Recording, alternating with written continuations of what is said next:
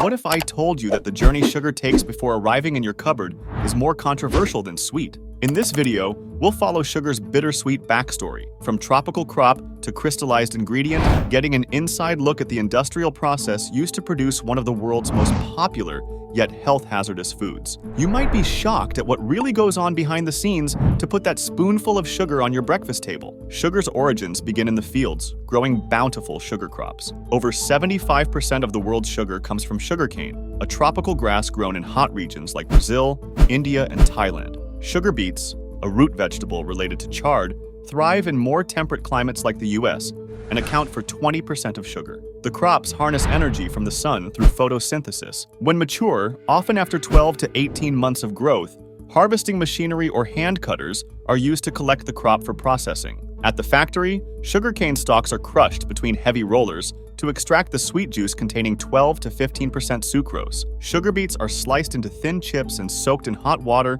to draw out the sucrose-rich juice. These processes yield raw cane juice and beet juice, which must then be purified. Unwanted impurities like plant fibers, minerals, and acids are removed using lime, heat, and carbon dioxide treatment. The purified juice is boiled down into a thick brown syrup called molasses. Centrifuges spin the molasses to separate out the crystallized sugar from the leftover molasses. Fine sugar crystals are added as seed, which the sucrose molecules latch onto as they crystallize. In crystallization tanks, the sugar liquor is continuously boiled and evaporated as it churns slowly. The seed crystals grow larger and purer through this repetitive crystallization, reaching up to 99.9% sucrose content. Spinning centrifuges separate the crystallized sugar from the dark molasses once crystals are at optimum size. Raw sugar then undergoes intensive refining to become the bright white, finely granulated sugar that consumers are familiar with. First, it is mixed with a sugar syrup and passed through filters to remove any remaining color compounds and debris.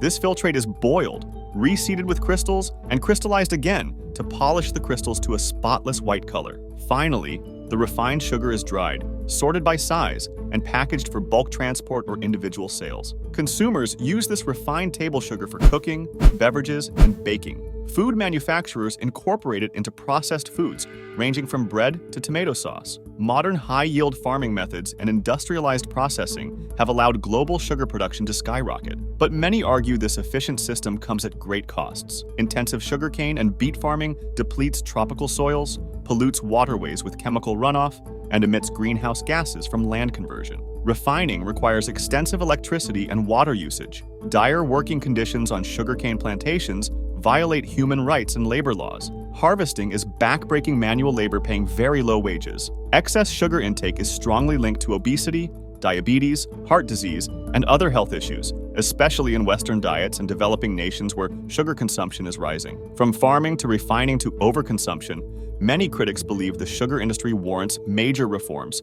to address its unsustainable practices. In response to these ethical and environmental concerns, some changes are starting to occur in how sugar is produced and consumed. More sustainable farming methods like crop rotation, organic practices, and reduced tilling can help improve soil health. Renewable energy at refineries and efficiency measures can lower emissions. Fair trade and labor certifications aim to ensure worker rights. Governments are taxing and setting limits on sugary products, while consumers are demanding less sugar and more transparency about added sugars in processed foods. But it remains to be seen whether the sugar industry will enact substantial reforms quickly enough to mitigate the detrimental impacts of the world's sweet tooth. From growing in the field to ending up in your food, that's the bittersweet story behind how the world's sugar is made.